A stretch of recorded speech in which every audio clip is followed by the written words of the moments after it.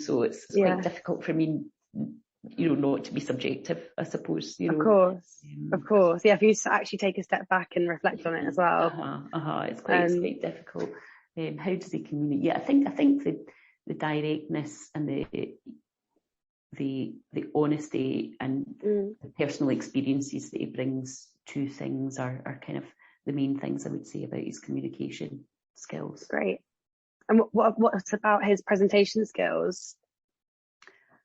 I think they're fine. I think he likes to be prepared, going into meetings or doing presentations. He doesn't like being thrown in at the deep end. He likes to have had a chance to go through things in advance or know what the issues are and, be well briefed.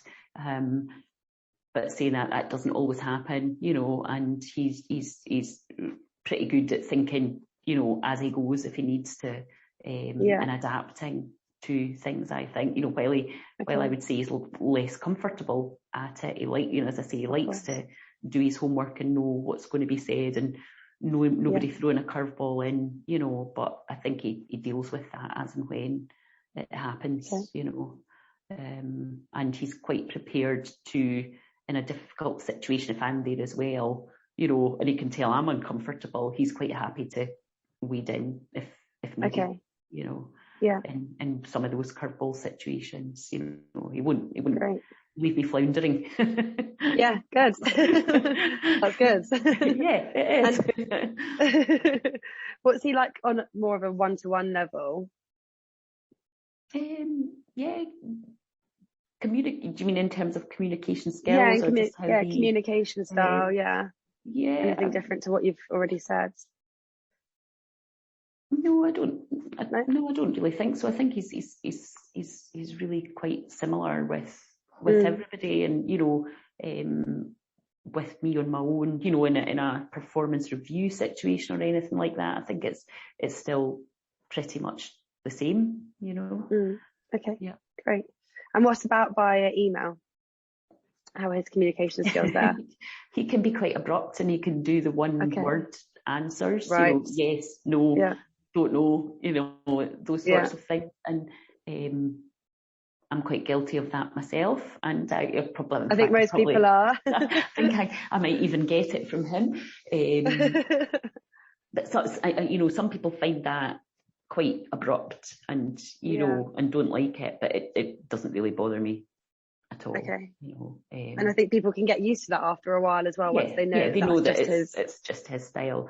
And I think the other thing is he does respond really quickly to emails. Good. He even if he's in another meeting or he's doing something else, you quite often get a one-word answer, and that's often why it's a one-word answer, because he's on a Teams call with you, and actually he's got one eye on his emails, and he can say yes or no, or and just give you an answer. And I really appreciate that. I'd rather have that, and then I can move on rather than him not replying. His ability to multitask is really quite impressive.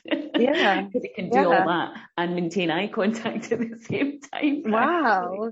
I was going to ask, is it quite off-putting if you're on a meeting with him and you can see he's replying to emails, but do you not even notice it then?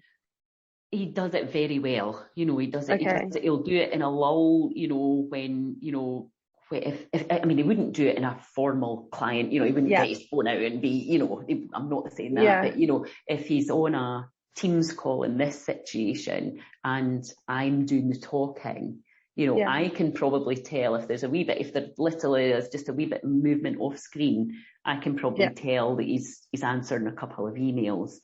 Okay. But I don't think I don't think clients would pick up on, he's certainly not sitting back, staring at the ceiling, or obviously typing away, but I think he as I say, he can multitask, and sometimes I think I don't know, I don't know how you can do that. He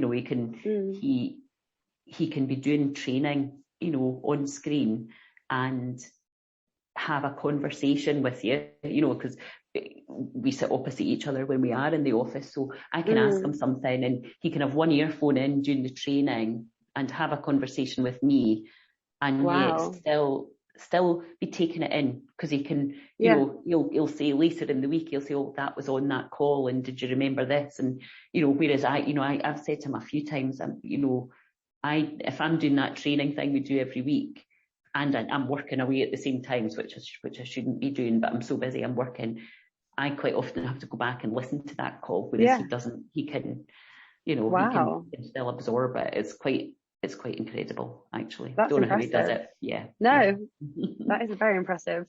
What are the best bits about Martin? So his strengths or his USP?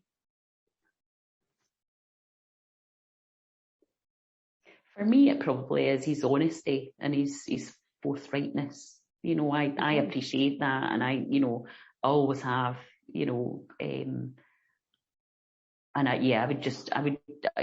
don't think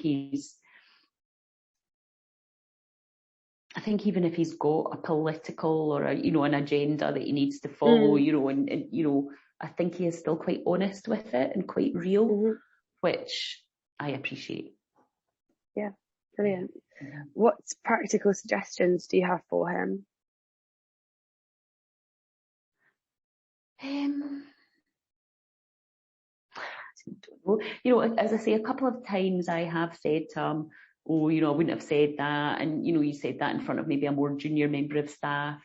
But I think he has listened to that. And, you know, I can't think of any examples in recent times where I felt, uncomfortable and, you know, and wanted to say to him about that.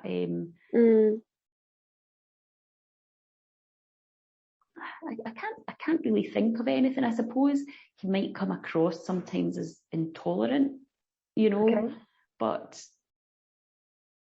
you know, again, I think he has been working on that, and you know, and you know, that example where I think where we got together at his suggestion to talk through the issues on the file, you know, he was really desperately trying to be the trainer rather than just saying like, this is rubbish, you know, when I knew that's kind of what he was thinking, because we'd had that chat before, and he was like, we have to stop this, we have to improve quality, I'm fed up seeing the same thing, and you know, and we had a bit of a vent with each other before that meeting.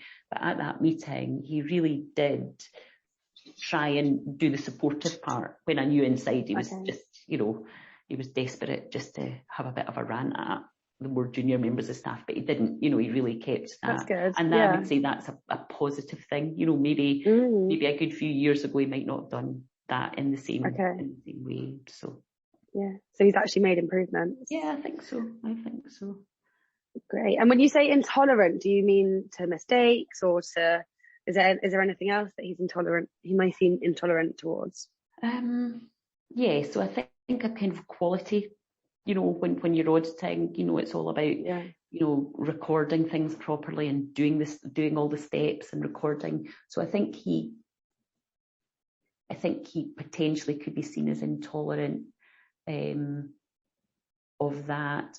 And probably because he works so hard and he really, you know, prioritizes his work, I think he's maybe a wee bit intolerant of people who don't put in the same, you know, absolute effort and maximum performance. I think maybe people pick up on that. That's really helpful. That was my last question. Oh, wow. Are there any further points that we haven't covered that you'd like to add? No, I don't think so. Hopefully I've been reasonably consistent with all of that. You know, it's really helpful. It's very helpful. Thank you so much. When he asked me to do this, I was kind of like, well, you know, I've probably known you longest and worked with you longest, and you know, I don't know that I've got anything, you know, I guess you just have to watch my comments, in the sense that they're probably not very subjective, given that we've worked together for a long time, and he's probably who I work with most of all, you know. But I suppose you'll be taking a wide spectrum of different people and different views, so hopefully that balances that out, you know. Yeah, I think so. We're interviewing lots of different types of people, so we'll be able to get a broad picture. But yeah, thank you so much. Your comments have been really helpful. Good. Hope you have a lovely day. Thanks a lot. You too. Bye.